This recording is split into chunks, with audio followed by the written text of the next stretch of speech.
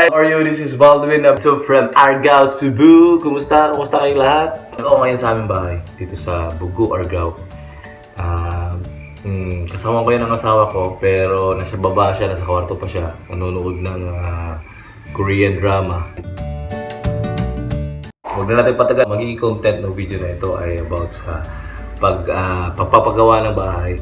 What's the process from the start sa planning and hanggang sa matapos. So first step, planning. Kuha ka ng magpaplano. Kung may budget ka, architect. Kung wala naman, medyo, kung konti naman, pwedeng drafting, siya magdi-design. O kung hindi na kakaya, ikaw na lang. Ikaw magdi-design, tapos pagkatapos mo mag-design ng bahay. Siguro ang proseso nun, magiging proseso nun. Dahil mo sa munisipyo, papakita mo doon kung ano ang sunod nun. Sila lang magtuturo lahat. Ang step-by-step procedure, kung anong next yung ginawa mong plano. Sila mag-guide sa inyo. Yun na yun. Automatic yun. Yung plano, magiging blueprint yun. Ang laman ng blueprint ay architectural, land use of zoning, line grade, sanitary, structural, electrical, mechanical. Lahat doon dapat ipasa. Pagkakaalala ko lang, magiging mahirap lang dyan yung sa fire department kasi meron sila specific standards according to them. Yun lang yun, yung Bureau of Fire lang. The rest nun siguro okay na. Tapos, syempre, di ka naman papatayo ng bahay pag wala kang lupa. So, meron kang lupa. What? Dapat, lupa mo sa'yo, kung hindi mo sa'yo, may dokumento. Documents niya gagamitin mo, syempre, tax declaration, pwede na yun. Mother title, kung ano man, kung buo siya, so mother title, pwede na yun. At syempre, sketch plan, 3. Yun yung pinaka-importante. So, punta ka munisipyo, sila na magbibigay sa'yo ng requirements at ang process kung paano magsimula para sa permits. Pero ka naman talagang budget, para walang hassle hard sa'yo,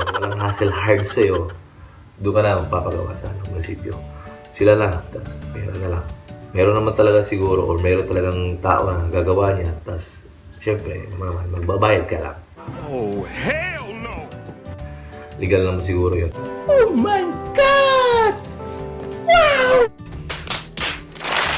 Tapos, sana makakuha kayo ng konting tips at info dito. Kung kayo rin ay nagpaplano ngayon, time na to na magpapagawa ng bahay. Let's go, guys!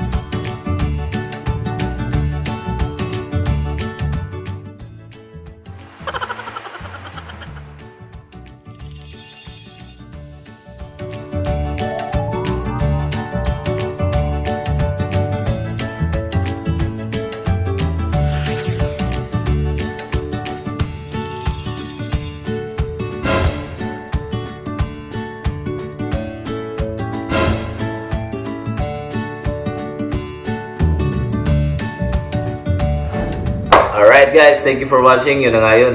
Mga nagsastruggle ngayon pandemic, lahat naman tayo naapektuhan. Laban lang tayo sa buhay. Lahat naman problema na hindi natin kayang lampasan kung manalig na tayo sa Diyos. At lagi sana kayong healthy at mag-ingat kayo lagi. See you sa susunod na video. Bye-bye!